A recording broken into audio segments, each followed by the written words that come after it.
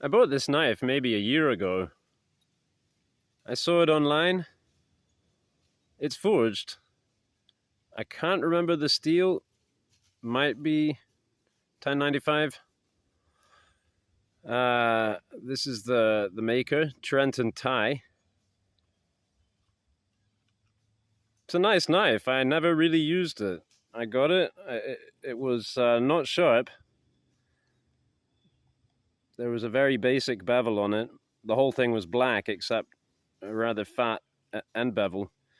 So I really liked it. I kind of wanted to keep it without having any use for it.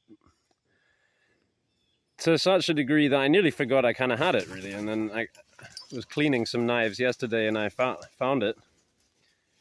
And so I decided to start sharpening it, kind of make it mine. You can still see the deep scratches there. I'm guessing they're pre-heat treatment.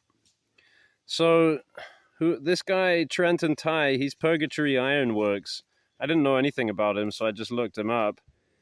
I think one of his most popular videos on YouTube is regarding 9/11 conspiracy theories.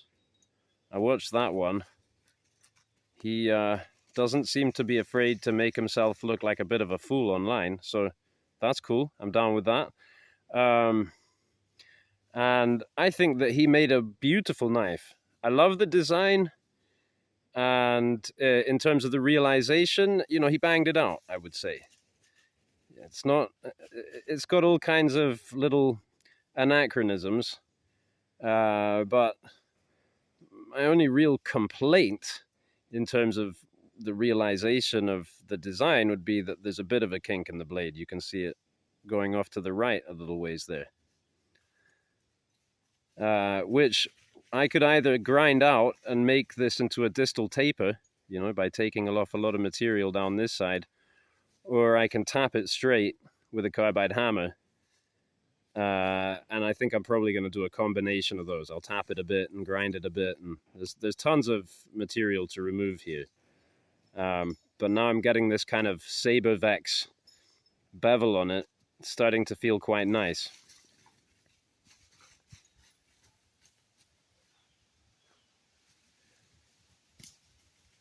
You know, I love me a Wharncliffe. This is almost like a reverse Wharncliffe right there. And so when I look at something like this, I tend to think, well, it's not so whittly, is it? But because of playing around with Kiridashi / skew knife, I'm kind of looking at this differently. And I love the fact that it's got a really interesting kind of profile. This recurve was very much there, so I emphasized it, but it was already there, and there's a recurve here on the point as well. Well, or there was. It's kind of practically gone now, but you can still see that up here. More on this side. You can see it's got a little bit of recurve there. So that kind of keeps the point quite tough. The metal was burned on the point. And I think it was probably burned on the edge too, but it was noticeably discolored up at the very tip here. And the edge was all over the place. So I've done a lot of straightening on that. You can see that it still goes off this way at the tip there, because that's what the blade does anyway. So that's warpage, I guess, from heat treatment. Which is unsurprising, because he ground in these bevels pretty much, you know, as I say, you can see the scratch marks. Ground them in pretty thin before heat treating. So, yeah, that's how you're going to get some warpage, probably. You know, heat it up a little bit while you're grinding too, and put all kinds of FU into the metal there. But, you know, whatever complaints aside, I love this knife. I'm really kind of pleased with it. Glad I got it. Glad I pulled it out. And I'm going to carry it for some time and get a really good edge on it and see how well it performs once we get through all the weeble wobble burned metal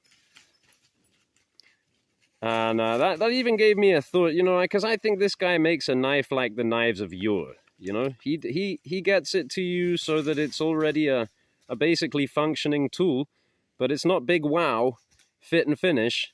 And if you've got a problem, man, you can change it. You know, you can get this on a belt grinder. You can do whatever you want to the handle, the blade, whatever.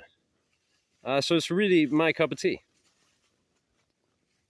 Hats off to you, sir. Trent and Ty. Purgatory Ironworks.